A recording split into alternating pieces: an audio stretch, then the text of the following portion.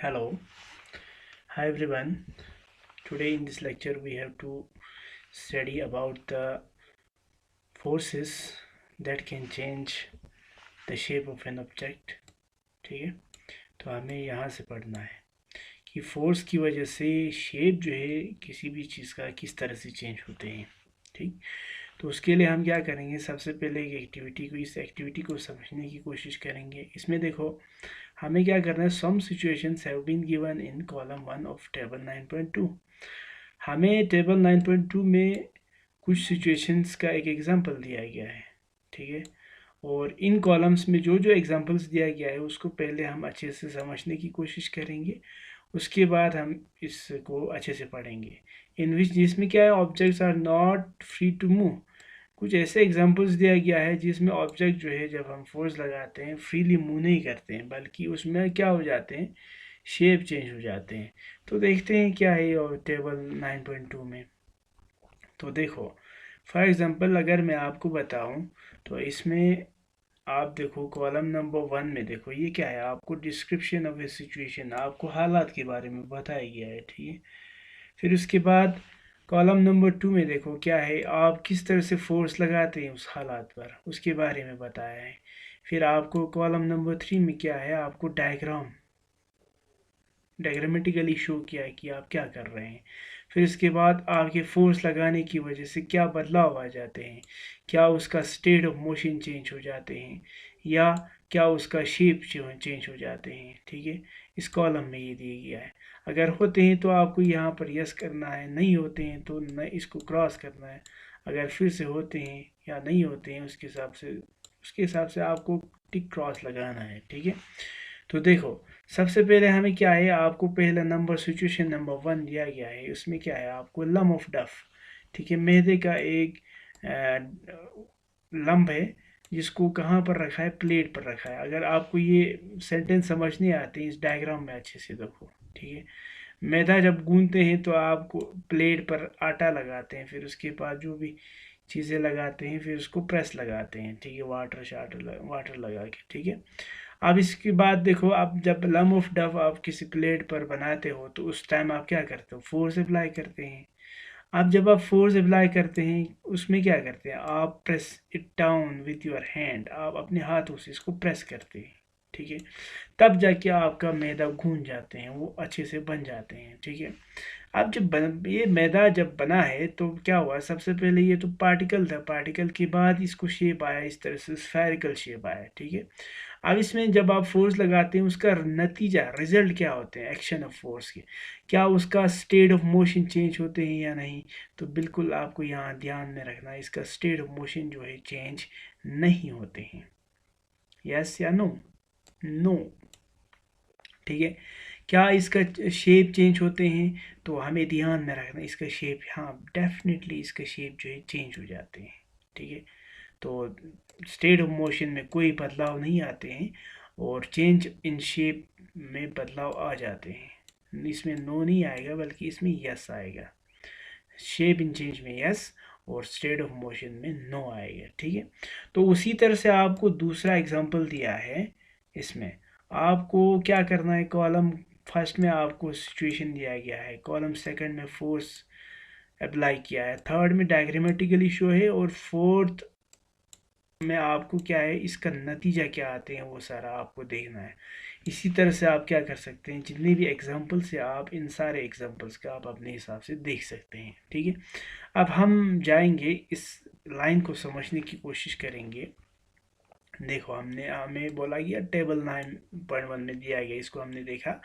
अब column 2 of the column 1 में तो हमें ऑब्जेक्ट का डिस्क्रिप्शन दिया था। ठीक है, कॉलम 2 में क्या है, कॉलम 2 में क्या है, आपको सजेस्ट करते हैं कि आप किस तरह से फोर्स अप्लाई करते हैं। फोर्स यानी एप्लीकेशन ऑफ फोर्स कौन सा वाला है, प्रेसिंग है, सिटिंग है, क्या है, लिफ्टिंग है, क्या है। और कॉलम नंबर 3 में in can be apply to, जहाँ column number 3 shows, column number 3 में आपको क्या किया है कि आपको diagram of the action show किया है। अभी अभी हमने देखा था कॉलम नंबर 3 में क्या था, हमें डायग्राम दिया गया था। ठीक है, ताकि इससे भी हमें अंडरस्टैंडिंग जो है बहुत ज़्यादा अच्छे से हो जाए। फिर उसके बाद क्या करो, try to observe the effect of the force. उसके बाद कॉलम नंबर 4 में आपको क्या है, एक्शन ऑफ द फोर्स था, यहाँ पे इफेक्ट लिखा है तो सेम है। फोर्स लगाने की वजह से क्या नतीजा आते हैं उसको हमें देखना था। In as many situation is possible, जितने सिचुएशन से उन सारे सिचुएशंस में आपको उसका नतीजा क्या होते हैं वो सारा आपको देखना है, ठीक है। आप क्या कर सकते हैं, you can also add similar situation, आप इसी तरह के हालात को ऐड कर सकते हैं using available materials from your environment. आपके माहौल में जितने भी चीज़ें होते हैं उन चीज़ों को इस्तेमाल करो। आप उसके बाद क्या करो, इन माहौल में जितने भी चीज़ें थी उनका इस्तेमाल करके आप इसको, इस टेबल को आप एक्सटेंड कर सकते हैं, इसको बढ़ा सकते हैं। इसमें आप बहुत सारे एग्जांपल से आप समझ सकते हैं कि ऑब्जेक्ट का शेप चेंज होते हैं या नहीं होते हैं, ठीक है। और जब आप ऑब्जर्वेशन ले लेंगे बाहर के जो एक्सपीरियंस आपको हुआ है इन चीज़ों से, तो आप उसको कॉलम नंबर 4 और 5 में आप ऐड कर सकते हैं, ठीक है। इसमें आप ऐड करो, आप देखो, ठीक है।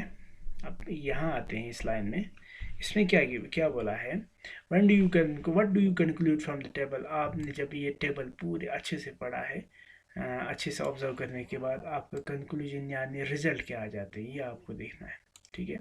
तो what happens when you apply force on an inflated balloon by pressing it between your palms. जब आप एक ऐसा बैलून जिसको हम इन्फ्लेटेड बैलून बोलते हैं, इन्फ्लेटेड बैलून मीन्स यानी आपके पास एक ऐसा बैलून जिसमें हवा नहीं भरा है, ठीक है, तो क्या होगा, वो फ्लैट होगा। अब आपके पास इन्फ्लेटेड बैलून है, उसको अगर आप हाथ की हथेली होते हैं ना, हथेली पाम, पाम के बीच में अगर इसको प्रेस करेंगे, दबाएंगे, तो इससे क्या होगा, देखो कुछ नहीं, चेंजेस नहीं होने वाला है, ठीक है। तो उसी तरह से what happen to the shape of the ball, उसके अलावा आपको दूसरा एग्जांपल दिया गया है बॉल ऑफ अ डफ, ठीक है। आपके पास डफ दिया गया है, ठीक है, उसकी शेप को क्या होगा, when it is roll it to make chapati, जब उसको हम रोल करते हैं, डफ को अगर हम रोल करेंगे तो इसका नतीजा क्या होगा, जाहिर सी बात है डफ जो मैदा का गूंद है, गूंदा हुआ मैदा है जो स्फेरिकल शेप में होते हैं, तो वो क्या होते हैं या दूसरे शेप में भी हो सकते हैं। इसको अगर हम रोल करेंगे तो आपको फ्लैट शेप, सर्कल शेप, बहुत सारे शेप आप दे सकते हैं, यानी चपाती का शेप देते समय इसमें आपको एक ऑब्जर्वेशन मिलेगा कि चेंज हो जाएगा, शेप जो है चेंज हो जाएगा, ये ऑब्जर्वेशन आएगा, ठीक है।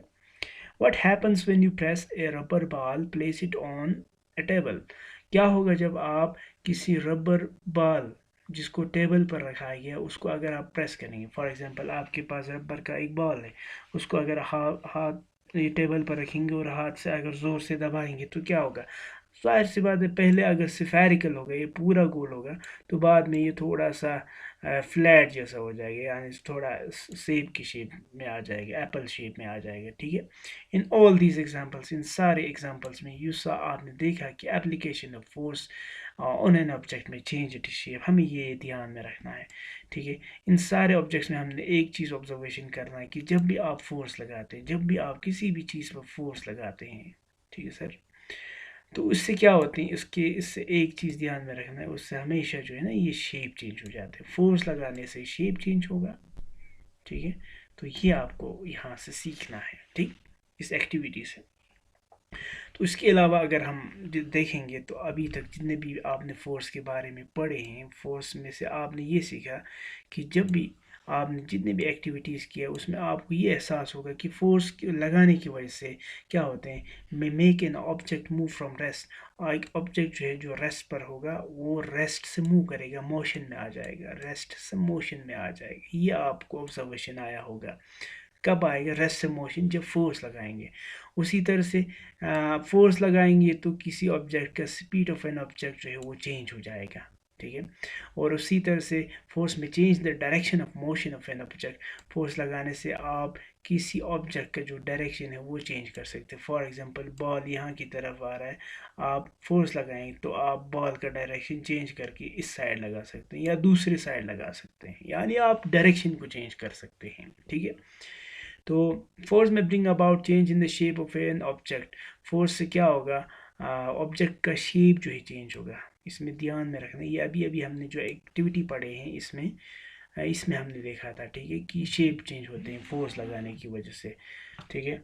इट में ऑल्सो कॉज सम और ऑल ऑफ दीज इफेक्ट। इससे क्या होगा, कभी कभार क्या होता है, इसमें से 2 3 4 इफेक्ट्स एक साथ भी देखने को मिलते हैं। फॉर एग्जांपल, आपके पास कोई बॉल है, ठीक है, आपका फ्रेंड क्या करते हैं, आपके बॉल को यहाँ से शॉट लगाते हैं, किक मारते हैं फुटबॉल को, स्पीड में आ जाएगा, फिर आप यहाँ पर खड़े हैं, फिर आप क्या करेंगे, इसको बहुत से इसी फोर्स को स्पीड में और ज़्यादा फोर्स करेंगे, बहुत ज़्यादा फोर्स लगाएंगे, लेकिन साथ साथ में आप डायरेक्शन को भी चेंज कर सकते हैं। आप डायरेक्शन के साथ साथ स्पीड को भी चेंज कर सकते हैं, यानी दो दो चीज़ें एक साथ हो गया, ठीक है। कहने का मतलब है, इनमें जितने भी इफ़ेक्ट्स अभी हमने देखे हैं, ये सारा एक साथ भी हो सकते हैं, या सिंगल ही स्पीड चेंज हो सकते हैं, या सिंगल ही डायरेक्शन चेंज हो सकते हैं, ठीक है। तो ये सारा कब होते हैं, जब फोर्स की वजह से। तो फोर्स क्या होते हैं, फोर्स पुश और पुल, जिसकी वजह से रेस्ट से मोशन में, एक ऑब्जेक्ट जो है रेस्ट से मोशन में जाते हैं, एक ऑब्जेक्ट जो है स्पीड उसका चेंज हो जाते हैं, स्लो से मोशन, मोशन से स्लो, या एक ऑब्जेक्ट का डायरेक्शन चेंज हो जाते हैं, north to east, east to west, any direction, ठीक है। उसके अलावा शेप चेंज हो सकते हैं, या इनमें से बहुत सारे चेंजेस आपको एक साथ देखने को मिल सकते हैं। तो थैंक यू सो मच।